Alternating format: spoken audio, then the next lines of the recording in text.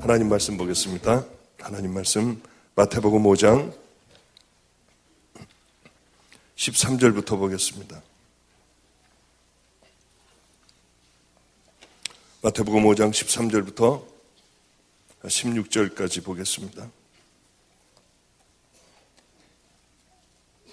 제가 봉독하겠습니다. 너희는 세상의 소금이니 소금이 만일 그 맛을 잃으면 무엇으로 짜게 하리요? 후에는 아무 쓸데없어 다만 밖에 버리워 사람에게 밟힐 뿐이니라. 너희는 세상의 빛이라. 산 위에 있는 동네가 숨기우지 못할 것이요 사람이 등불을 켜서 말 아래 두지 아니하고 등경 위에 두나니 이러므로 집안 모든 사람에게 비치느니라. 이같이 너희 빛을 사람에게 비추게 하여 저희로 너희 착한 행실을 보고 하늘에 계신 너희 아버지께 영광을 돌리게 하라. 아멘. 아멘. 이렇게 집회를 많이 다니게 됩니다. 몇 년 전에 어느 곳에 집회를 가게 되었습니다.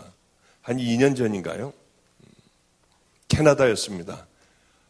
다음 주에도 제가 그쪽으로 가서 말씀을 전하게 되는데 어떤 한 캐나다의 순복음 교회를 가게 됐습니다. 교회는 큰 교회였고요. 저는 어디를 가더라도 목사님이 먼저 이 교회 사정을 얘기하고 그 사정을 얘기하는 것을 참 싫어하고요. 뭘 얘기하려고 하면 우리 교회 문제점이 있는데 그러면은 제가 하여튼 기도하고 제 나름대로 해나가겠습니다. 이렇게 말씀을 드립니다. 왜냐하면 미리 그 교회의 사정을 알게 되면 자꾸 그쪽으로 초점이 맞추게 되니 성령님께서 함께하여 주시는 그 말씀을 어쩌면 빗나가게 할 수 있거든요. 어제도 참 특별한 날이었습니다. 어제도 사실은 이제 강도 만난 자의 이웃이 누구이겠느냐 가서 너도 이와 같이 하라 하는 그 말씀을 가지고 제가 성경 본문을 읽고 그것을 하려고 하면서 잠깐 다른 곳으로 갔다가 영원히 그 본문으로는 돌아오지 못하고 본문하고는 상관없는 그런 말씀만 이렇게 하다가 내려갔습니다. 분명히 어제도 성령님께서 그렇게 이제 그쪽으로 제 입술을 열게 해주신 것을 분명히 압니다. 그래 이제 그 교회를 갔더니 목사님이 먼저 식사를 하는 자리에서 목사님, 저는 평생에 소원이 하나가 있습니다. 저 사람 하나만 없으면 저는 목회가 아주 수월하게 풀릴 것 같은데 저 사람 때문에 기분 좋은 일 있다가도 그 사람 생각하면 영 기분도 안 좋아지고요. 하여튼 아침에 눈을 뜨고 뭔가 기분 나쁜 일이 있구나 하고 생각해 보면 그 사람이라는 거예요. 그 사람 때문에 그러니까 목사님, 이번 집회 다른 거 아무것도 변화되지 않아도 좋고 어떤 일 일어나지 않아도 좋으니까 저 사람 하나만 변화될 수 있게 해달라고 하는 거예요. 그럼 제가 그런 능력이 있습니까? 그 사람을 탁 꼬집어서 제가 어떻게 그 사람을 변화시킬 수가 있겠어요? 저는 그런 능력은 없고 하여튼 제가 하던 대로 늘 하나님께서 너는 평생 이것을 가지고 이 주제로 말씀을 전해라 했으니 저는 그 말씀을 전하겠습니다. 저는 정말 주님이 그러셨거든요. 너는 평생 이것을 전해라. 많은 크리스찬들이 수많은 종들이 다 지옥으로 가고 있으니 너는 그들의 신앙과 믿음을 스스로 꺼내보며 내 신앙과 믿음이 과연 천국 가는 믿음인가 지옥 갈 믿음인가 스스로 깨닫고 선택하게 하여 좁은 길로 들어가고 진정한 믿음이 무엇인가를 늘 가르치게 해라. 가르쳐라. 그 말씀을 해서 저는 지금까지 죽도록 하라고 해서 지금까지 이렇게 왔거든요. 저는 사실 제일 부러운 게 있습니다. 우리 아이들을 보면서 제일 부럽습니다. 왜냐하면 이 아이들은 젊은 날에 그 모든 삶들을 하나님 앞에 바치니까요. 저는 근 40년 가까이를 그냥 세상적인 삶을 살다가 나머지 후반부에 찌끄러기 인생을 하나님 앞에 드린다는 게 너무나도 죄송했어요. 주님은 제게 이렇게 말씀하셨습니다. 내 남은 삶을 다 그렇게 죽도록 충성해라. 그래서 저는 사실 1년에 한 주라도 두 주라도 쉬고 싶지만은 그러지 못하고 지금까지 그렇게 살아왔습니다. 이제 거기 가서도 이제 그 말씀 때문에 참 신경이 많이 쓰이면서 자꾸 설교를 하면서도 머리가 하얀 그분을 자꾸 쳐다보게 되는 거예요. 이렇게요. 저분이 은혜를 받나 안 받나. 그런데 은혜 받기는커녕 조금도 은혜를 받지 못하는 거예요. 이 할아버지는 어떤 할아버지냐면 아내하고 함께 사는데요. 성격이 굉장히 괴팍해서 지팡이를 짚고 교회를 나온답니다. 그래가지고 자기 마음에 안 들면 지팡이로 부인을 패는 거예요. 사람들 많은 데서요. 그리고 막 다 이런 데도 막 다 때리고 이런 데도 다 깨때리고 하는 거예요. 그러니 목사님에 대하여는 이 자기가 옳다고 생각하는 것에 대하여 얼마나 주장을 하겠습니까? 근데 도무지 이게 교회가 잔잔할 날이 없는 겁니다.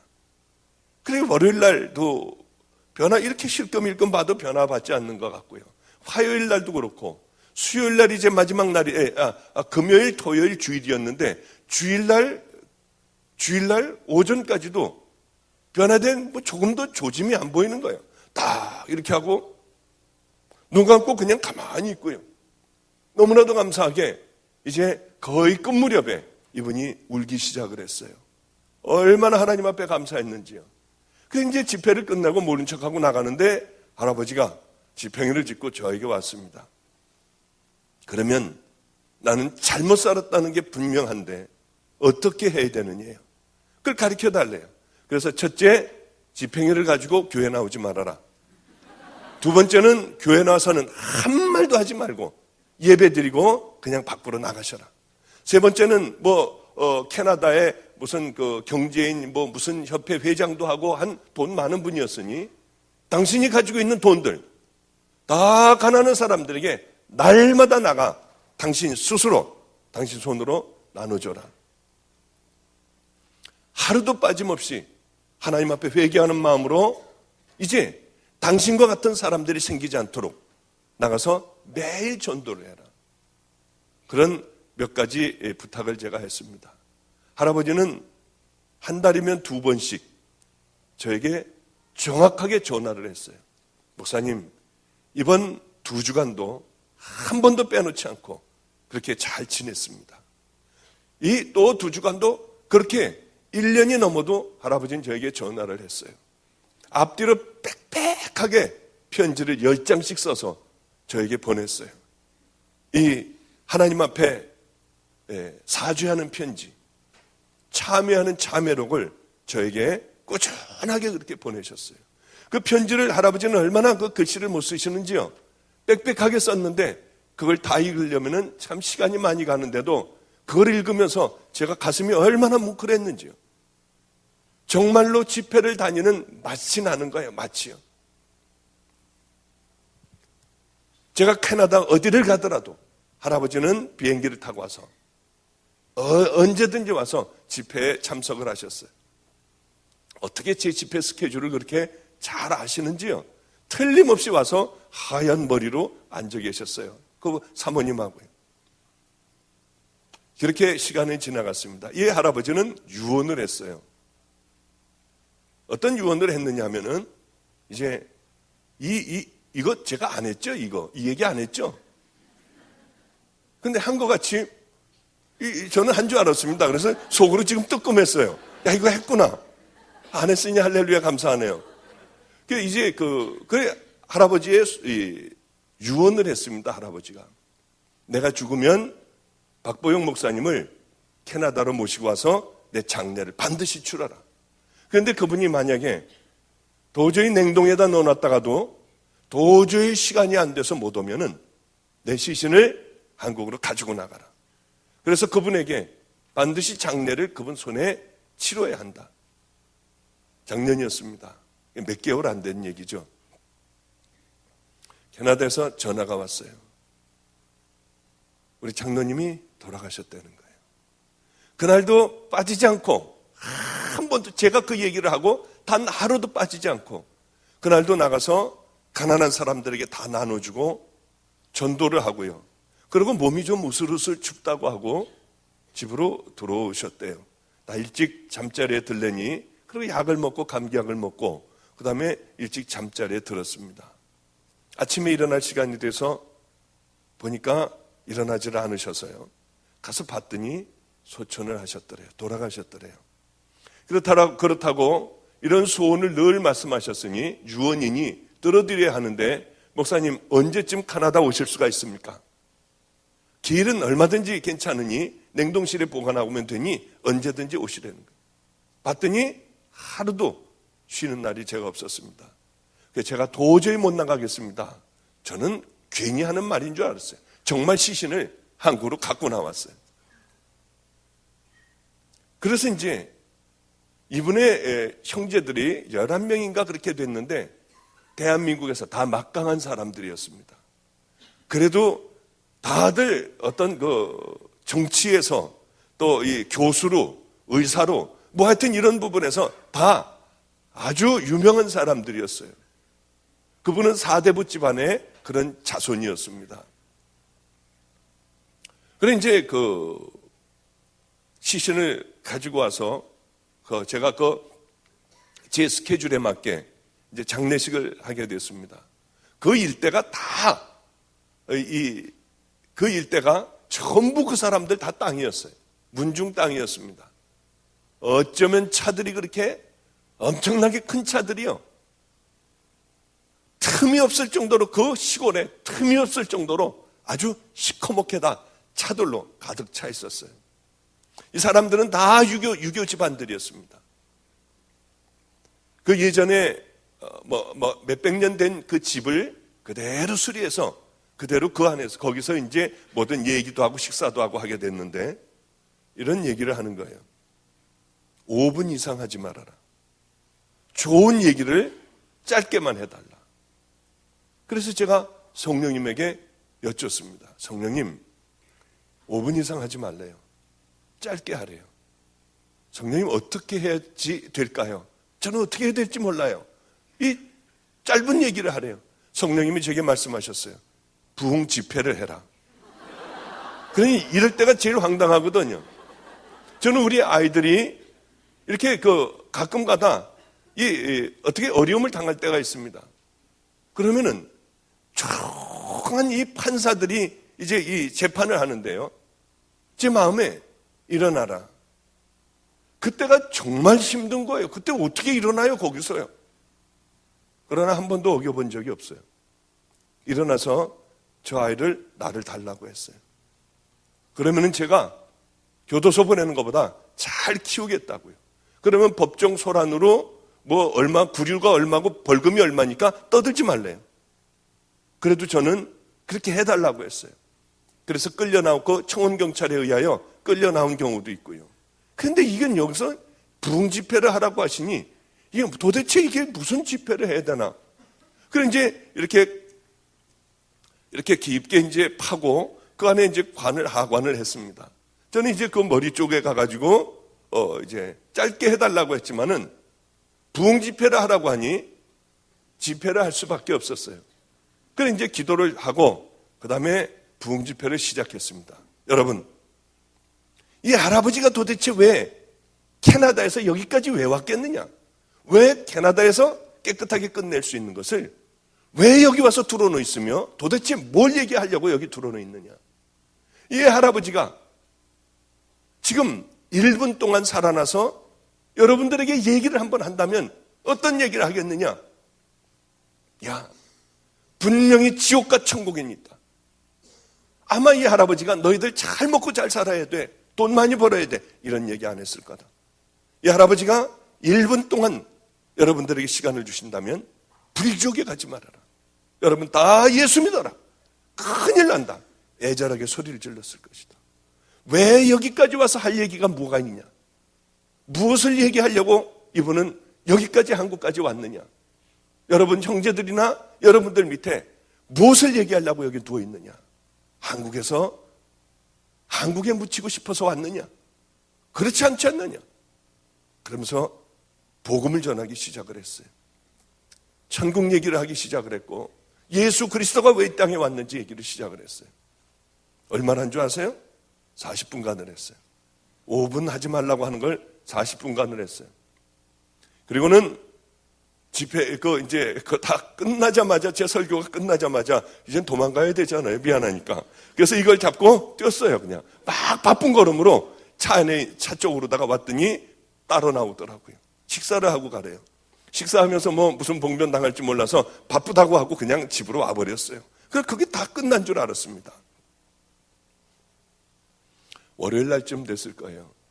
그 부인 되시는 분이, 이번에도 캐나다 가서 제가 만나기로 했습니다마는, 그 부인 되시는 분이 이런 얘기를 하대요. 기적이 일어났대요. 거기 있는 분들이 예수를, 그 형제들이 다 믿기로 하고요, 7명인가 8명인가가 교회를 나갔대요.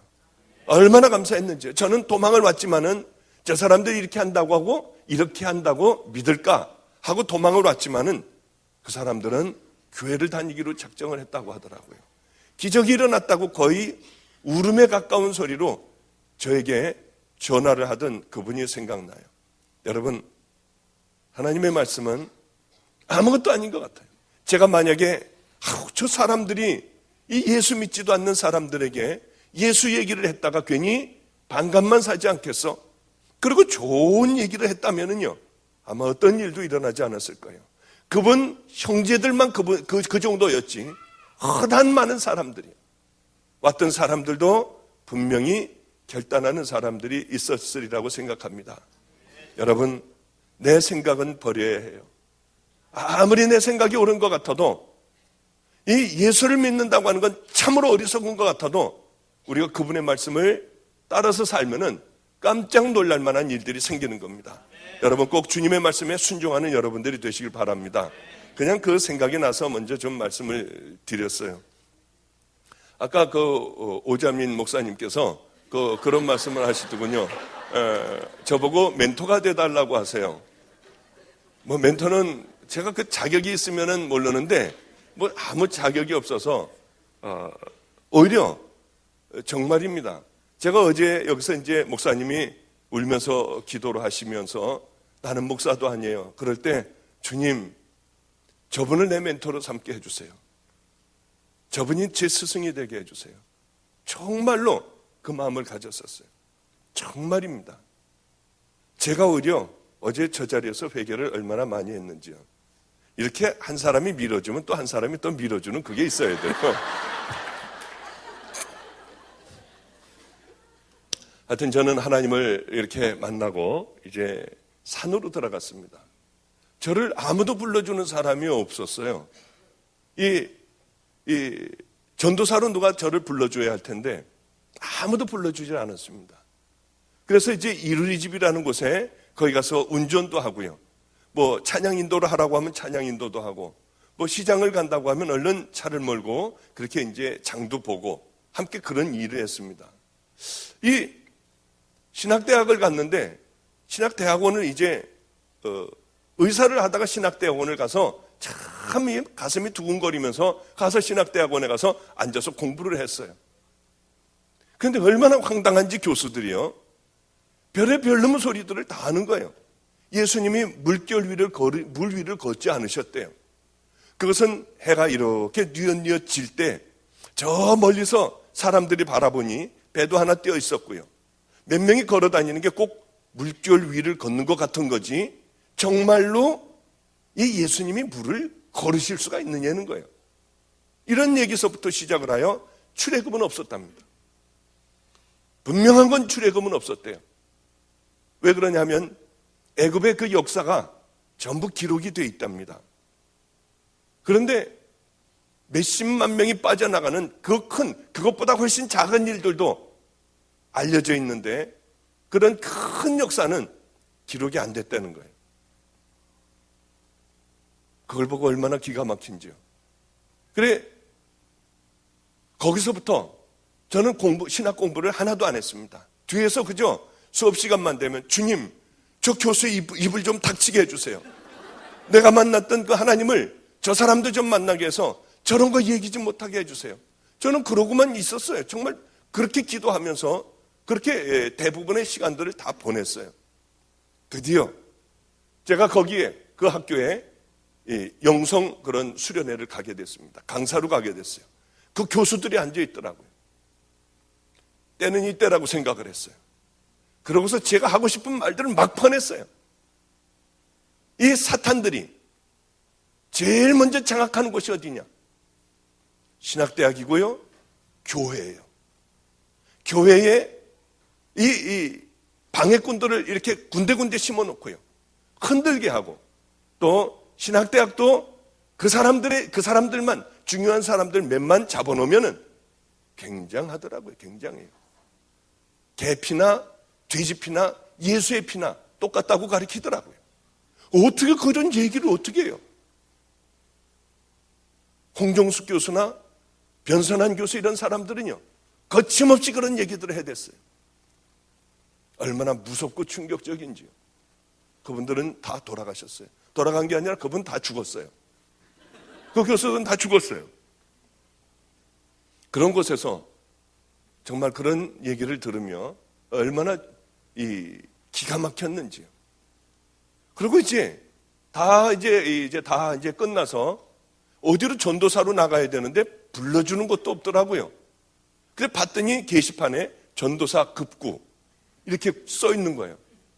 이제 아무도 저를 불러주지 않으니 다들 이제 선교사로 나간다, 어디 교육자로 나간다, 전도사로 나간다, 개척을 한다 하는데 저는 갈 데가 없더라고요. 그 전화를 슬쩍 이제 외워가지고 이제 와가지고 전화를 거는 거예요. 아, 여보세요? 예, 전도사를 구한다고 해서 신뢰를 무릅쓰고 죄송합니다만 전화를 드렸습니다. 그럼 목소리가 이게 전도사 이게 20대 같지가 않고 좀 중후한 목소리고 예의가 바르니까 몇 살이시냐요? 참 40 몇 살입니다. 그러면은 우리 담임 목사님보다 더 나이가 많아서 안 되겠다고 그래요. 그 다음에 이제 또 이렇게 보면 또 하나가 걸려 있어요. 이번에는 좀 목소리를 발랄하게 해야겠다 하고, 여보세요? 예, 거기 전도사 구하신다고요? 그러고서 이제 오라고 하면은 이력서를 써갖고 오라고 그래서 이력서를 쓰면은 세상 이력서는 쫙 쓸 수가 있는데 이 하나님 나라에 와가지고 이 이력서는 졸업 예정, 대학원 졸업 예정 이거 하나밖에는 아무것도 없는 거예요. 그래서 이제 그거 하나만 달랑 써가지고 다른 거 아무것도 쓸 거 없고 그거 하나만 달랑 써가지고 나이는 이제 잔뜩 먹어서 그 나이를 집어넣고요. 그리고 그걸 갖다 주면은 한심하듯이 봐요. 세상에서 방황하셨군요. 나중에 하나님을 만나셨군요. 이거 놓고 가래요. 집에다가 전화해 줄 테니까. 아무리 전화를 기다려도 전화는 오지 않았어요. 이르리 집이라고 하는 곳에서 운전을 하고 그냥 이런저런 일을 하고요. 참 마음 아픈 일도 많았습니다만은 열심히 거기서 일했어요. 열심히 나름대로 일했어요. 그러고 있다가 거기서도 쫓겨나게 됐어요. 거기서도 쫓겨나서 산으로 들어갔습니다. 산으로 들어가서 2년 동안 성경 보고 마을하고 뚝 떨어져 있는 애장터, 애들이 죽으면 묻는 그곳에 반잣집이 하나가 있었습니다. 그곳에 들어가서 2년 동안 성경을 읽고 이제 열심히 기도를 했어요.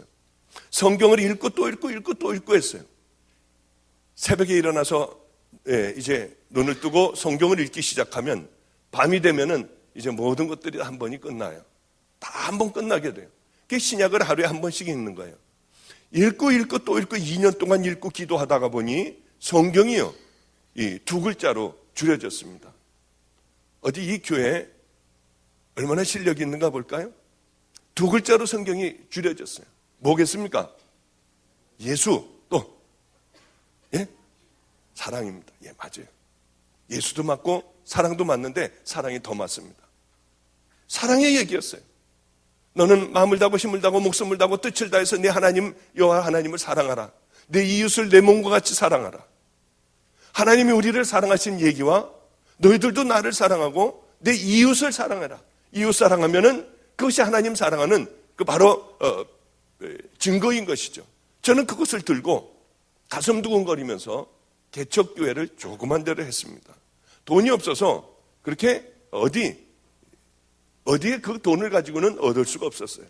무려 2-3달 동안을 돌아다니다가 우범지역이라고 하는 곳이 있습니다. 범죄가 많이 일어나는, 특별히 학생들의 범죄가 많이 일어나는 그곳에 저는 개척을 하게 됐어요. 그저 이 까만 거 이만큼 되나요? 요만한데 강대상을 놓고 의자 몇 개를 놓고 저는 개척을 했어요. 하나님을 처음 만났을 때 너는 내가 큰 종으로 삼으리라. 저는 그거 하나만 바라보고 왔어요. 큰 종을 삼아주겠다고요. 그래, 이 조 다윗 목사님은 아무것도 아니야. 그래, 이 사람도 아무것도 아니야. 아마 나는 세계를 다니는 엄청난 목사가 될 거야. 그리고 개척을 하면 구름대같이 사람들이 몰려들 줄 알았어요. 그리고 지나다니는 사람들이 제가 배가 고프면 돈도 갖다 놓고 쌀도 갖다 놓고 하나님이 알아서 다 해주실 줄 알았어요. 그리고 이제 개척이 시작이 됐는데 기적이 일어났습니다. 어떤 기적이냐면 하나도 안 오는 거예요, 사람들이. 그럴 리가 없어요. 저는 새벽 3시에 일어나서 낮 12시까지 9시간을 새벽 기도를 했어요. 그리고 밥 먹을 게 없으니까 나가서 전도지를 갖고 나가서 전도를 했어요. 전도하고 노숙자들하고 함께 살았어요. 그리고는 집에 들어와서 또 기도를 하는 거예요. 성경 말씀 보고요. 그게 제 삶의 전부였습니다. 그런데 그렇게 아무리 해도 교인은 안 오는 거예요. 3달을 했어요. 아무도 안 와요. 6개월을 했어요. 아무도 안 와요. 1년을 했어요. 그쯤 되니까 이제 누가 들어올까 봐 창피한 거예요. 혼자서 이제 다 같이 사도신경으로 신앙 고백하겠습니다. 뭐 이러고 있는데 누가 들어올까 봐 창피한 거예요. 1년 정도쯤 지나니까 이제 아주 습관이 붙었어요. 뭐 주님 이 뜨거운 마음도 없고요. 그냥 이제 자연적으로 자동적으로 올라가면 혼자 하고 대충 시간 되면 내려와가지고 좌절하고 이제 절망하고 들어놓 있고요. 1년이 가도 한 명이 안 오니 안 그렇겠습니까? 우리 교회는 골목에서 골목으로 들어와야지. 또 그 교회 앞에 와도 교회 있는지 몰라요. 위로 이렇게 쳐다봐야지. 아, 여기가 교회가 있구나. 이런 곳이니 거기 누가 오겠습니까? 참 기가 막혔어요. 그러다가 어떤 한 분이 비가 오는 날에 여자아이를 데리고 하나를 업고 애기 엄마가 들어왔습니다. 얼마나 가슴이 뛰는지요. 주일날 11시 예배를 드릴 때였어요. 야, 이거 어떻게 하지? 설교는 무슨 설교를 준비해요? 아무도 없는데 무슨 설교를 준비해요? 그냥 와가지고 그냥 되든 안 되든 이런 소리, 저 혼자니까 저런 소리 하다가 끝내버리는 거예요. 그런데 이 사람이 하나가 들어왔는데 가슴이 뛰기 시작을 하는데요. 큰일 났더라고요. 또 뒤에는 앉아있으면 몰라도 거의 앞쪽으로 와서 앉아있는데 하나님, 나 이건 무슨 말을 해요? 어떻게 해요? 횡설수설하는데 다행히 그 사람은 설교를 안 듣고 있었습니다. 애기 기저귀를 갈고 있더라고요. 그리고 애가 뛰어돌아다니면 돌아다니지 못하게 하고요. 하여튼 한 5분, 7분 정도 설교를 얼른 마치고 기도를 하는데 부시럭부시럭 꺼드리니 나가버렸어요. 하나님, 내게 양을 주셔서 감사해요. 그리고 그 다음 주일 돼가지고 이제 위에서 2층에서 설교 준비고 뭐고 열심히 했죠. 설교 준비를요. 거울 보고 또 열심히 연습하고요. 이 사람 오면 이제 마음을 확 뺏어야겠다고 하는 그런 생각을 하고 이 10시 반서부터 위에서 이 사람이 오나 안 오나 지켜보는 겁니다. 11시가 돼요. 예배 시간이 돼요. 11시 5분이 돼요. 아, 이제 조금 있으면 올 거야. 애 때문에 아직 늦어서 아직 못 올 거야. 11시 반이 돼요. 1시간 동안을 예배도 안 드리고 그 사람 오나 안 오나만 바라보고 있는 거예요. 그러다가 11시 반이 되고 40분이 되면은 이제 예배도 안 드려요. 이제 들어넣어서 기가 막혀 있는 거예요. 왜냐하면 기대가 컸어요, 저는. 그런데 한 명도 안 들어오는 겁니다. 한 명도요. 아니, 한 명이라도 누가 앉아있어야지 설교할 준비라도 하고 그러지 않습니까? 그 다음 주일도 또 들여다봐도 또 안 와요. 아, 이 사람은 그래, 설교를 그렇게 하는데 누가 여기 오겠어. 그런데 이상하게 비 오는 날만 되면 여지없이 그분들이 찾아왔습니다. 왜 그러냐면 건질이라고 하는 곳에 교회를 다녔는데 뭐니까요. 비가 오니까 바로 앞에 안성초등학교 후문 옆에 혜태유업집이라고 있었습니다. 아주 영세하게 그 우유를 배달하는 분이었어요. 교회가 뭐니까 우리 바로 앞에 있는 교회로다가 온 겁니다. 이분이 한 번, 두 번 오다가 나중에는 우리 교인이 됐어요. 처음으로 그 교인을 맞은 거예요. 그런데 이 양반이 저는 우유를 먹으면 속이 그렇게 설사를 잘해요. 그런데 우유하고 요구르트를 가지고 오는데 우유가 이상하게 빵빵한 거예요. 요구르트가 이 끝이 볼록하게 나와 있고요. 여름에요. 왜 이렇게 빵빵할까 하고 그분이 따서 주는데 보니까 푹 하는 소리가 나요. 이걸 따는데 이게 컵에다가 한 잔을 주는데 입에 들어감과 동시에 이게 상했다고 하는 것을 제가 알았어요. 그분은 밖에다 놔뒀다가 모르고 상한 우유를 날짜 지난 걸 이제 날짜가 지났으니 저에게 갖다 주는 거죠. 늘 그런 건 아니었지만은 이 가끔 상한 우유를 갖다 줬어요. 그러면 제 앞에서 따로 주는데 안 먹으면 안 올까봐 그걸 다 마시는 거예요. 요구르트를 주는 거 다 마시는 거예요. 그러면 그분들 여지없이 가고 난 다음에 금방 설사를 해요. 화장실에 가서 쭈그러뜨리고 앉아서 그냥 그렇게 배가 아파서 설사를 다 해요. 어느 날은 그런 걸 주고 먹으면은 밤에 잘 때요 열이 펄펄 올라요.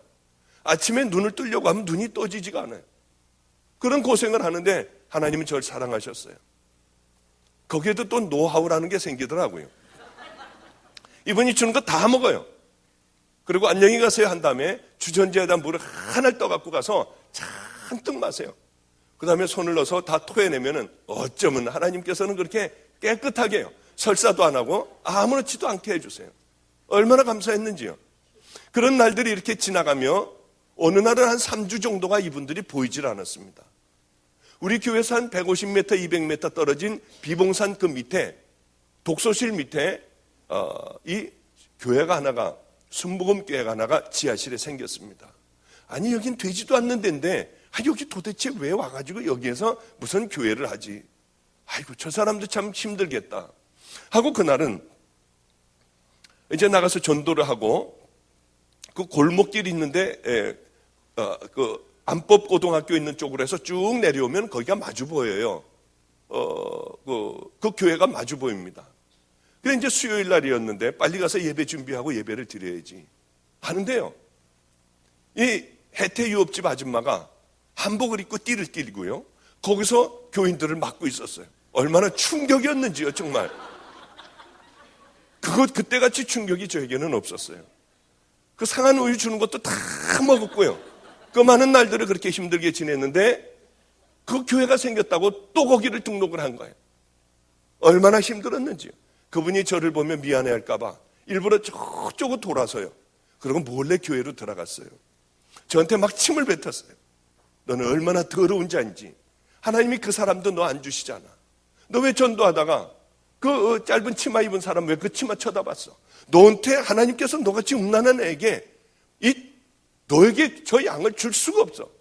하나님 앞에 엎드려서 얼마나 울면서 회개했는지요. 주님, 제가 그걸 봤어요. 잘못했어요. 용서해 주세요. 하여튼 적은 죄라도 그것을 붙들고 그렇게 우는 귀한 시간들이었습니다. 이제 겨울이 다가왔어요. 겨울은 물을 이렇게 떠놓으면은 이 물이 땡땡 얼어요. 안성은 왜 그렇게 추운지요? 얼마나 추운지요? 그래 이제 늘 밖에 나가는 옷이나 안에서 자는 옷이나 늘 동일했어요. 얼마나 춥게 지나는지. 근데 다리 잘라진 그 전도사님이라는 분이 한 번은 들렸습니다. 그렇게 야속했어요. 왜 나를 도와주지 않을까? 왜 쌀을 좀 한 포대라도 사주지 않을까? 나중에 한 일이지만 하나님이 버리라고 했대요. 철저하게 버려라. 내가 훈련시키는 중이니 너는 간섭을 하지 말아라. 그런데 와서 보니 제가 떨고 있으니 이러다가 죽겠네요. 저보고 이러다 죽겠대요. 그리고 이제 이 연립주택 그 아파트를 옥산 주공 아파트라고 하는 10평짜리 아파트를 방 하나를 빌려줬습니다. 그래서 저는 추워서 죽을 지경이 되면 그 방에 가서 자래요. 그런데 그 아파트는 점점 무너지는 아파트였어요. 내려앉는 거예요. 아주 위험한 곳이라서 사람들이 별로 살지도 않았습니다. 그래서 방 하나를 빌려줬지만 10평짜리 아파트를 다 쓸 수가 있었어요. 그날도 겨울이 되어 굉장히 추웠습니다. 새벽 1시가 되니 얼어 죽겠구나 하는 생각이 들어서 그래 옥산주공 아파트 406호가 있지 하고 이제 그 아파트로 죽지 않으려고 그 아파트로 이제 찾아갔어요. 새벽 1시쯤 됐을 겁니다. 근데 불이 켜져 있어요. 아파트에. 아무도 그것을 아는 사람은 없었어요. 저 하나밖에는 몰랐어요. 그 아파트를 가서 이제 그 아파트는 안에서 이렇게 고리로 잠궈 놓으면은 요만큼 밖에는 열리질 않아요. 밖에서요. 살살 조금은 열어봤어요. 아니 도대체 누가 와 있나 하고 봤더니 강도가 3명이 들어와 있었어요. 머리를 노랗게 물들인 그 강도가 3이 들어와 있었어요. 얼마나 깜짝 놀랐는지요. 그래 이제 저는 그러면서도 얼마나 고마웠는지 몰라요. 이 영혼들이 불쌍해서 영혼들을 위하여 구원시키겠다는 게 아니라, 야, 이놈들을 잡아다가 우리 교회에다가 놓으면은, 그래, 우리 교인 만들면 좋겠다는 생각으로 저는 너무 좋았어요. 그래서 이 어리석게도 문을 이렇게 요만큼 열고요. 니네들 문 빨리 열어. 안 열면은 얘들 경찰에 신고해서 얘들 신고해서 다 잡아가게 한다. 문 열어. 그랬더니 그 조금 보이는 틈으로요. 얘네들이 한 녀석이 칼을요. 이만한 아주 시퍼런 칼이었어요. 그걸 하나를 뒤에다가 이렇게 딱 집어넣습니다. 또 효선이라 하는 아이가 하나가 있는데 걔는 아예 왼쪽에 가죽으로 만든 그런 칼집이 하나가 있었어요. 그래 그것을 이렇게 풀러놨습니다. 지네들끼리 뭐라고 하더니 이 문을 열었습니다. 그러니까 문을 열고 뒤로 끝까지 도망가 봐야 그저 여기서 한 요만큼이 한 두 발자국밖에는 안 돼요. 아파트가 워낙 작은 곳이었기 때문에. 저는 들어가자마자 얘네들이 도망을 갈까봐 들어가자마자 문을 열어주는데 문을 이렇게 뒤로 돌아서서 잠궜어요. 얘네들이 저를 찔릴 리가 없었습니다. 왜냐하면 얘네들아, 나는 목사야. 나는 목사인데 너희들이 필요하면 내가 다 도와줄게. 아니 이러는데 찔릴 리가 있나요? 서로들 싸우려고 해야지 찔르죠. 그래 이제 문을 잠그고 뒤로 돌아섰는데 잘못 들어갔다는 걸 알았어요. 제 판단이 실수였다는 걸 알았어요. 왜냐하면 얘네들은 약물 중독이 돼 있었고요. 그래 이 얼굴이 저를 보더니 갑자기 하얘졌어요. 얘가 떨더라고요. 저를 보더니. 그랬더니 이 칼을 이렇게 빼더니 이렇게 잡았어요. 말을 하는데도 욕을 하는데 욕도 잘 안 나와요. 혀가 꼬부라져 가지고요. 죽여버린다고 하면서 이게 한 두 발자국인데 이렇게 하면서 찔르면 그냥 끝나버리겠더라고요. 근데 얘는 흥분을 해서 바로 잡아가지고 바로 달려왔어요. 얼마나 깜짝 놀랐는지. 잠깐 기다려라. 그리고 내 거 다 줄게. 그러고 나는 죄인이라고 먼저 소리를 질렀어요. 그 주님이 하셨던 것 같아요. 나는 죄인이라고 그랬어요. 아랑곳 않고 찔르려고 얼굴이 하얘져가지고 달려드는 그 녀석이 죄인이라는 말에 찔르려고 하다가 뭐 얘기할 거 있으면 해보라고 아주 더러운 욕을 저에게 했어요. 나는 죄인이다. 너희들도 죄인이고 나도 죄인이다. 너희들과 나와의 차이는 나는 용서받은 죄인이고 똑같지만은 나는 용서받은 죄인이고 너희들은 용서받지 못한 죄인이다. 이 밤을 통해서 너희들이 용서받을 수 있어. 얘네들이 이 칼을 잡았던 애가요. 칼을 슬그머니 내려놨어요. 그래도 비틀비틀거리고요. 지정신들이 아니었어요. 하여튼 그 아이들과 그 긴 겨울밤을 함께 자기 사정도 얘기하고요. 속상한 것도 얘기하고요. 저는 제 얘기를 하며 그 긴 겨울밤을 지냈습니다. 한 녀석은 이 옆에서 골아떨어져 자고 있었고요. 그 녀석들하고 함께 얘기를 하며 하나님 얘기도 했고요. 제 얘기도 했고 저는 안성초등학교에 후문에 있는 시온성교회에 있다고 했어요. 그리고 날이 밝자 그 아이들은 갈 대로 가고 저는 이제 다시 온몸을 녹였으니까 다시 교회로 들어가서 또 하루를 시작을 했습니다. 그날이 월요일이었던 것 같아요. 수요일 날이었습니다. 수요일 날 혼자 이제 다 같이 사도신경으로 신앙 고백하겠습니다 하고 혼자 이제 또 이제 습관이 돼서 아주 잘하는 거예요. 이제 이게 아주 잘해요. 그래 이제 혼자 그러고 있는데 밑에서 웅성거리는 소리가 들려서 난 위에 그 주인집으로 사람들이 들어가는 줄 알았어요. 알고 봤더니 이 맨 앞에 그 강도였던 그 녀석이 문을 열고 들어왔어요. 그 뒤에 줄줄이 들어오는데 한 16명 정도가 들어오는데요. 안성에 있는 깡패들을 얘네들이 데리고 온 거예요. 좋은 사람 있으니까 만나보자고 하고 데리고 온 거예요. 얼마나 가슴이 뛰고 좋아하는지. 그 첫 교인은 제 교인이 아니었어요. 이제 제 교인이 하나님께서 주신 제 교인이 이제 문을 열고들 들어온 거였어요. 얼마나 좋았는지요. 여기 아마 그런 아이들 한두 명만 있으면 예배 방해돼서 예배 못 드려요. 애들은 들어오자마자 하고 뭔 침을 그렇게 애들 뱉어대는지요. 그리고는 의자에 앉아가지고 다리로 의자를 쭉 밀고요. 그 위에다 다리를 올려놔요. 야, 쪽팔리게 여기 교회 왔냐? 뭐 만나자고 한 사람이 목사야? 뭐 이러면서 얘네들은 떠들고요. 침들을 뱉고요. 지네들이 낄낄거리고 아씨 여기 담배 한 대 펴도 돼? 뭐 별소리들을 애들은 다 하고 있었어요. 그런데 참 너무 좋아서 어쩔 줄을 모르고요. 예배를 잠깐 드리자고 했더니 쪽팔린다고 다 나간대요.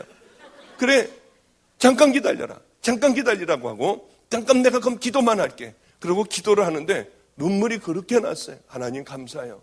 내게 이 양들을 주셔서 감사해 하는데 제가 목을 떨며 울었어요. 얘들이 조용해졌어요. 갑자기 떠들던 아이들이, 아니 멀쩡하게 생긴 사람이 울고 있으니까 울면서 울먹울먹 하며 얘기하는데 지네들도 감동이 됐던 모양이에요. 조용해졌어요. 그래서 저는 그렇게 기도를 간절하게 하고, 내게 하나님, 내게 첫 양을 주셔서 감사해요. 제가 생명을 다하여 정말 열심히 돌볼게요. 그런 기도를 했어요. 애들이 조용해져서 몇 마디를 복음을 전했습니다. 예수님이 왜 이 땅에 오셨는가, 그것을 전했어요. 그리고 이제 예배가 끝나고 너희들이 이제 어려우면은 나를 찾아와라. 나는 너희들을 물질적으로 도와줄 수는 없지만은 여기 잘 곳도 있고 이렇게 비를 가릴 곳도 있으니 힘들고 마음이 어려우면 너희들 내게로 오라고 했어요.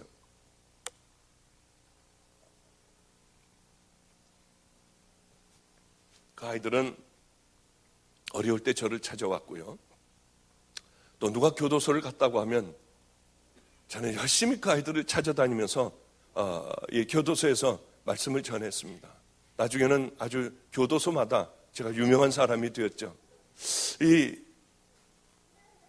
또 이 아이가 그냥 그 택시를 푹 찔러버렸어요. 그러고서 달려갔어요. 그럼 또 거기를 찾아가가지고 열심히 기도해주고요. 대한민국에 아마 제주도만 빼놓고 제가 교도소 안 가본 데는 없어요. 그러면서 저는 이렇게 그 아이들하고 친해졌습니다. 저는 늘 기도하는 게 있어요. 기도의 제목이요. 그 기도의 제목도 여러분들 꼭 좀 제가 생각나면 기도해 주시기 바랍니다. 큰 집회를 가도요. 유명한 집회를 가도 그때 그 깡패 애들 16명을 놓고 기도하고 말씀 전하던 그 감격에 반도 안 되는 거예요. 제 기도의 제목은, 주님, 그 아이들을 놓고 제가 하나님 앞에 기도하고 말씀을 전했던 그 감동을 제게 주세요. 전 그 기도의 제목이, 그것이 유일한 기도의 제목이기도 해요. 제가 생각나면 저 목사님 가는 곳마다 그 아이들을 놓고 처음 만나 기도하던 그때의 그 믿음을 회복하게 해주세요. 여러분 기도 좀 해주시기 바랍니다. 믿음이라고 하는 것은 세월이 지나면 희미해지는 모양이에요. 그렇게 뜨거웠던 마음도 희미해지는 것 같아서 안타까워요. 여러분, 첫사랑과 첫 믿음이 희미해집니까? 걱정하지 마세요. 그러나 한 가지 분명한 것은, 주님 붙들고 우리들이 주님이 싫어할 그것들과 싸우며 살아가면은 여러분, 우리는 안전하게 하나님 나라에 들어갈 수 있는 믿음의 자녀들이 됩니다. 하여튼 그러면서 그 아이들과 이렇게 사역을 시작을 했어요. 길거리 다니면서 버려진 애들이 있으면은 업고 오고 깨끗하게 씻어주고요. 한글을 모르는 애들이 있으면 기역, 니은, 디귿, 리을을 가르쳐주고요. 그래, 이 아이들이 한글도 깨우치고요. 그러나 너무 배가 고팠어요. 우리 한수라는 아이는 싸움을 얼마나 잘하는지 몰라요. 이 초등학교 한 6학년 정도의, 5학년, 6학년의 마른 애 정도의 그런 몸집이에요. 이 아이가 싸움을 얼마나 잘하는지요. 이 머리를 깎은 깍두기 머리 애들도요, 등치가 이런 애들도 그 아이 앞에서는 꼼짝 못해요. 놀라웠어요. 꼼짝 못해요. 그 앞에서는. 나이도 얼마나 차이가 지는데요, 이 어린아이 앞에서 이 어른들이요, 꼼짝을 못해요. 그건 보면은요, 이건 말도 안 돼. 저런 녀석 이렇게 밀어버리면은 금방 이길 수 있는 애예요. 나이도 어려요. 아무것도 없는 애예요. 저는 그 아이의 유명한 얘기를 들었습니다. 하나님, 한수를 만나게 해주세요. 하나님, 꼭 그 아이를 만나게 해주세요. 어느 추운 겨울날이었어요. 이 아이가 저에게 잃어버린 새가, 길을 잃은 새가 날려들듯이 우리 교회로 찾아왔어요. 제 이름을 듣고 찾아온 모양이에요. 애는 깡마른 얼굴에 아주 눈초리가 무서웠고 그저 초등학교 한 6학년 정도밖에는 안 되는 몸집이었습니다. 나이도 어렸고요. 그 난로를 얼른 펴주고 따뜻한 데서 이렇게 그래 앉아라 하고서 이제 같이 앉아 있었어요. 난로에 어른어른하는 불빛이 이 아이에게 이렇게 얼굴에 어른어른거렸던 기억이 나요. 가인은 자기가 아버지 어머니를 죽여버리겠대요. 그래서 칼을 쓰는 거예요. 늘 칼을 몸에 지니고 다녀요. 얼마나 칼을 잘 쓰는지 몰라요, 어린아이가요. 그래 장려촌에서 그 기둥서방들 이 삼촌이라고 그러고 그 누나라고 하며 아줌마라고 하며 이 아이는 그렇게 자라났어요. 하여튼 그 아이의 사정을 다 얘기할 수는 없고 온몸에 이 배터리로 전기로 배터리로 전기로 튀겨가지고요 고문을 당해서 아버지에게 고문을 당하여 전신이 다 그렇게 이런 상처와 이런 것으로 되어 있었어요. 죽여버리겠대요. 의붓 아버지, 깡패인 의붓 아버지, 청주에서 앞에 나가서 행동대장 나가서 직접 싸우는 애들이요. 그 사람이었어요. 가야하고 함께 한 번은 이제 차를 타고 우리 교회로다가 주차를 좀 시키려고 하는데 깡패들이요. 이렇게 길을 막고 있었어요. 그래서 제가 이 녀석들 왜 길을 막고 있어? 그러고 빵빵했거든요. 근데 얘들 비켜. 그랬더니 담배를 이렇게 피면서 욕을 막 하는 거예요. 그래서 야 비켜 니네들. 화가 나가지고요. 저도 이제 화가 나더라고요. 애들이 비키지 않고 길을 막고 있으니까 싸우자고 하는 건지 뭔지요. 모르겠더라고요. 그래서 얘들 비켜라 비켜 절로. 그래도 안 비켜서 그러면서 욕을 막 해서 저런 못된 녀석들이 어디 있니? 그랬더니 이 요만한 그 한수라는 애가 잠깐 기다리세요. 그랬더니 나가더라고요. 나가더니 가서 뭐라고 하니까 후닥닥닥 두 명이 도망가고 한 놈은 그 앞에서 다 큰 녀석들이 머리를 숙이고 있었어요. 그게 이상해가지고 뭐라고 하더니 와가지고 죄송하다고 하더니 90도로다가 꾹꾹 인사를 하더니 애들이 가버렸습니다. 너 쟤네들 아는 애들이니? 모르는 애들이래요. 그럼 네가 뭐라고 그랬는데 쟤네들이 저렇게 도망을 가니? 나 한수다. 그랬더니 도망을 가더래요. 제가 들어와서 물어봤습니다. 왜 애들이 너를 무서워하니? 그랬더니요. 놀랄만한 얘기를 했어요. 자기는 싸움을 한대요. 싸움을 하면은 자기는 생명을 걸고 한대요. 그리고 싸움을 즐긴다고 그래요. 즐기고 생명을 건다. 지가 어디서 맞으면은요, 얘는 칼을 갖고 있다가 뒤에 가서 얹고 가만히 보고 있다가 방심하고 뒤에 길을 가르칠 때 그냥 갖다 막 찌르는 거예요. 아무도 얘를 건드리는 애가 없었어요. 얘를 건드리면 자기는 죽는 거니까요. 방심하고 있을 때 죽는 거니까요. 그 아이 얘기를 듣고 제가 이 고난의 현장에서 그래, 이 고난을 즐겨야겠구나. 이것이 어려움이 아니라 하나님께서 내게 주시는 거니 즐겨야겠다고 생각을 하고 생각이 바뀌어졌어요.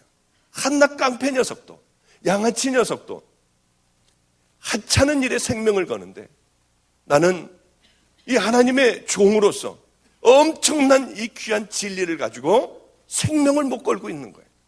부끄러워하고 과감하지 못하고요. 얘네들은 아무것도 아닌 일에 생명을 걸어요. 그래, 생명을 걸고 살아가야겠다. 내게 주시는 이 고난 언젠가는 끝나는 그날이 있으니 나도 이 고난을 즐겨야겠다. 어려움을 즐기려고 열심히 노력을 했던 그런 기억이 나요. 그렇게 이제 참 얼마나 힘들었는지요. 너무나도 힘들었어요. 노숙자가 있으면 그분을 데려다가 이제 우리 교회에서 매일 성경 공부를 가르치고요. 그래서 드디어 알코올에서 벗어나 이 양반을 가만히 얘기를 들어보니까 예전에 공부를 많이 했던 분이에요. 그런데 아내가 자꾸 예수를 믿자고 하는 거예요. 아주 참 행복한 삶을 살았던 분이에요. 이 부인이 권사님이라서 새벽마다 새벽 기도를 가는 거예요. 여보, 당신도 갑시다. 어느 날 같이 새벽 기도를 따라가고 같이 교회를 다니는 그런 삶을 살았어요. 그런데 새벽을 늘 가지는 못하니까 어느 날 자기는 새벽 기도를 못 가고 자고 있는데 경찰이 들어왔습니다. 아내가 새벽 기도에서 오다가 그만 차에 치여서 세상을 떠난 거예요. 그때서부터 이 교회라고 하면은 아주 이를 악물고요. 싫어하고 또돌이 생활을 하게 됐어요. 그리고 이제 흘러들어 안성까지 와서 노숙자가 되어버리고 알코올 중독자가 되어 살아가고 있었던 그 할아버지였어요. 그분은 이제 거듭나게 됐습니다. 그분 이제 할아버지 하나님 잘 믿어서 분명히 할머니 어디 갔어요? 천국 갔지? 할아버지도 천국 가셔야 돼요. 이 할아버지는 한문을 잘 알았어요. 우리 아이들에게 칠판을 사다 놓고 한문을 가르쳤고요. 그때서부터 정신을 차리고 리어카에 박스를 줍는 할아버지가 됐습니다. 그러나 역시 자는 곳은 터미널에 있는 그 한대에서 잤어요. 어느 날 할아버지가 우리 자기네 집에 신방을 해달래요. 아니, 이 할아버지가 집도 없는 할아버지인 거 내가 아는데 무슨 신방을 해달라고 그러지? 너무 행복했어요. 저에게는 첫 번째 신방이었어요. 얼마나 가슴이 떨리는지요. 그 할아버지 가시죠. 그래서 저는 터미널 그 공터에서 거기서 해달라고 그러는 줄 알았어요. 그랬더니 안성천이 흐르는 거기에 폐허가 하나가 있었습니다. 집이 다 쓰러져 가고 집 안에 들어가도 천장에서 하늘이 보이는 그런 집이었어요. 할아버지가 박스를 주시면서 온갖 잡동사니를 다 주워다 놨습니다. 웬만한 집에 있는 그 몽땅 다 있어요. 이 냉장고도 있고요. 뭐 선풍기도 갖다 놓고요. 뭐 좀 시원치 않은 거지만은 다 버린 거 주워다 놓은 거지만은요. 소파도 있는데 소파에 앉으시라고 그래서 앉으니까 그렇게 스프링이 자꾸 궁뎅이를 찌르고는 그런 그 소파였어요. 하여튼 얼마나 감사했는지요. 그래 가가지고 우리 목사님 오셨으니까 이제 대접을 해야겠대요. 이 할아버지는 이빨이 앞에 딱 하나밖에 없습니다. 그리고 다 이제 없어요. 그런데 오랫동안 닦질 않으셔서 그렇게 냄새가 많이 나시고요. 담배하고 술을 많이 하시고 속이 안 좋아서 그런지 하여튼 이렇게 같이만 있으면 악취가 굉장히 많이 입에서도 풍겨요. 그런데 다 갖다 놓은 거예요. 그게 보니까 미숫가루 통 하나하고 설탕가루 통도 하나가 이렇게 있었습니다. 이 스테인리스 국그릇 같은 곳에 수저로다가 이제 갖다 놓고 저를 타주는 거예요. 이 미숫가루를 턱턱 하더니 이렇게 넣더니요. 설탕을 한 숟갈을 넣더니 하고 빠는 거예요, 그거를요. 그래 이제 그다음에 이제 그 냉장고 조그만 냉장고인데 그걸 여니까 플라스틱 통에 물이 들어가 있는데 밥을 먹고 아마 이렇게 왔다 갔다 하면서 들락날락 하면서 잡수시던 거든지 밥풀서부터 고춧가루서부터 아예 밑에는 가라앉아 있고요. 뿌연 그런 물을 꺼내가지고 자기도 모르게 이렇게 흔들어가지고 거기다가 이렇게 담았어요. 이렇게. 휘휘 짓더니 이렇게 맛을 보더니 싱거웠던 모양입니다. 그러니까 그 미숫가루를 또 이렇게 떠가지고 물에다가 담으니까 이게 떨어지지가 않는 거예요. 그러니까 할아버지의 손은 설명을 드리기가 제가 좀 싫어요. 그 손은요. 그걸로 숟가락에 있는 걸 아이스크림 푸듯이 이렇게 하더니 여기 국그릇에다가 척 하고 발라가지고 다시 그것을 으깨는 거예요. 그리고 또 하고 쪽 하고 또 빨고요. 저를 먹으라고 주는 거는 분명한데요. 그래서 이제 사도신경을 외우기 시작했어요. 저 못 먹겠으니까. 그냥 전능하사 천지를 만드신 하나님 아버지를 내가 믿사오며 그러면서 막 사도신경을 외우고 있는데 다 그렇게 맛을 보고 뭐 왔다 갔다 하더니 먹으라고 하는데 그래서 한 번에 확 다 마셔버렸어요. 그럼 마시고 이제 자 예배 드립시다 해야 되는데 쓸데없는 말을 제가 또 한 번을 했어요. 아, 시원하네요. 그때 할아버지가 그러면 또 한 잔을 다 드린다고 하면서 됐어요. 그래도 그냥 할아버지 막무가내로 시원하다고 하니까 또 똑같은 방법으로 빨고 이제는 여기에 막 더 잘 떨어지도 않으니까 손가락으로 막 이렇게 해가지고 막 집어넣고 맨 마지막에 있는 그 밥풀하고 이 고춧가루까지 다 흔들어가지고 아예 다 덜어 넣었어요. 하나님, 나 저거는 못 먹겠어요. 도저히 맨 마지막에 저 엑기스 있는 거 저거는 나는 못 먹겠어요. 그랬더니 그런데요. 제 마음에 어떤 마음이 확 오느냐 하면은요. 야, 네 양이잖아. 하는 생각이 확 오더라고요. 근데 얼마나 고마운지요. 정말 맞아, 내 양이야. 양을 위해서는 목자가 생명도 줘야 되고 다 나눠줘야 되는 거 아니야 하는 생각이 들어서 그 다음번에는 천천히 그것을 다 마셨던 그런 기억이 나요. 그것뿐만이 아니고 얼마나 어려운 일들이 많았는지요. 애들하고 앉아가지고 예배를 드리는 것도 찬양하고 사도신경 외우고 기도하고 내려가서 그 아이들하고 같이 얘기하는 거예요. 그게 그랬어? 그랬어. 그러면 안 되잖아. 그래, 그거는 안 되잖아. 그리고 애들에게 너희들이 이제 너희들이 아주 돈을 벌 때, 정말 깨끗한 돈을 벌 때 헌금 열심히 해야 돼. 11조 해야 되고, 애들 가르쳐야 되지 않습니까? 11조 해야 되고, 감사헌금 해야 되고, 하나님께서 곳간에 쌓아둘 곳이 없게 하나님께서 축복을 해주셔, 너희들. 그러면 그 다음 주 되면은요, 막 11조하고 감사헌금 봉투가 막 이만큼이 올라오는 거예요. 이 진용칠 11조 감사헌금, 야, 너 일로 와봐. 너 이게 도대체 무슨 11조를 했고 어떻게 해서 감사헌금 했니? 아, 털었어요. 그러면은 이걸 왜 털어가지고 하나님 앞에 드리면은 너 하나님이 받으시냐? 아, 쌓아둘 곳이 없게 축복해 준다며요. 걸리지 않아서 감사해서요. 정말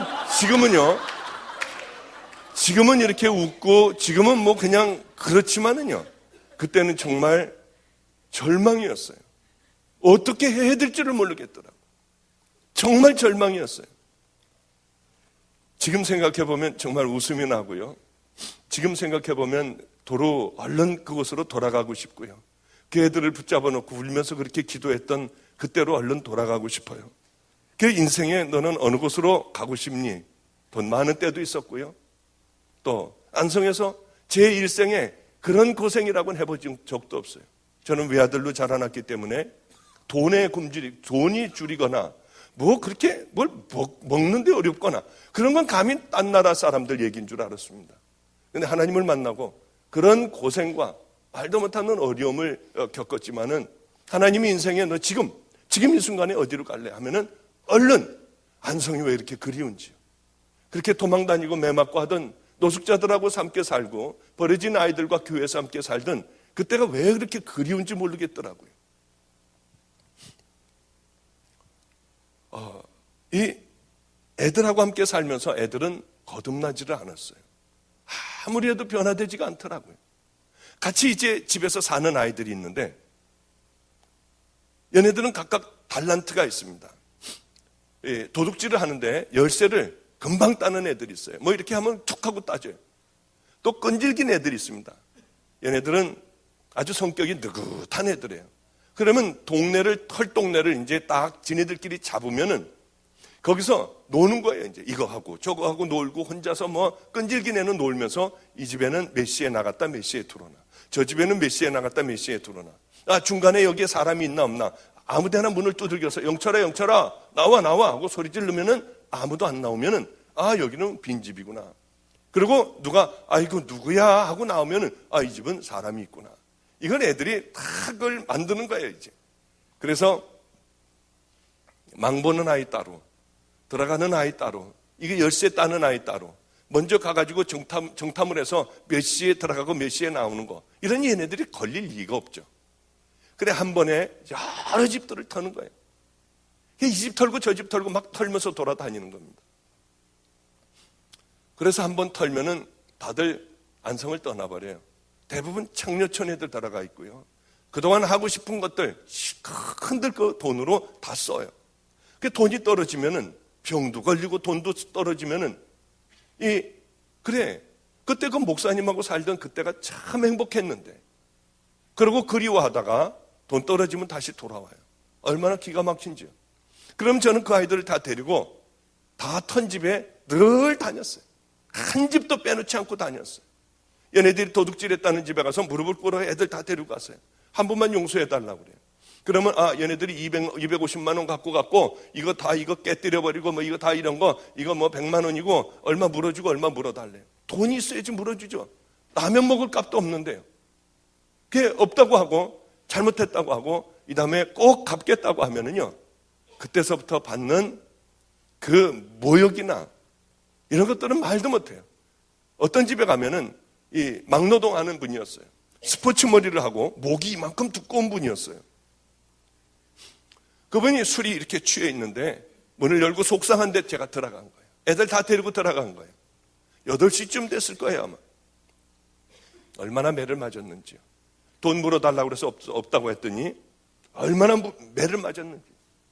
저도 얼마나 매를 맞았는지 몰라. 애들 무릎 꿇고 있으면 발로다가 막 차가지고 애들이 피투성이가 되고요. 얼마나 무서웠는지요. 그거를 새벽 1~2시까지 하는 거예요. 그걸 안 당해보면 모릅니다. 당해보면은요, 두렵고 발로 차면은 쓰러져서 있고 치욕스럽고요. 얼른 제자리에 가서 나이가 이제 50이 된 나를 그렇게 매맞고요.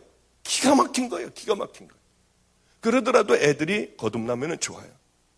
다 치르고 나올 때 되면 지네들끼리 낄낄거리고 웃어요. 마음이 얼마나 무너지는지요. 그 다음 집에 또 가요. 그리고 오면은 또 잘 지내다가 이게 지겨운 거예요, 이게. 또 그 여자들하고 놀고 춤추고 술 먹고 하던 게 또 그리워지는 거예요. 또 그러면은 또 그 난리를 법석을 피우고 또 한 차례를 그렇게 곤욕을 치르는 거예요.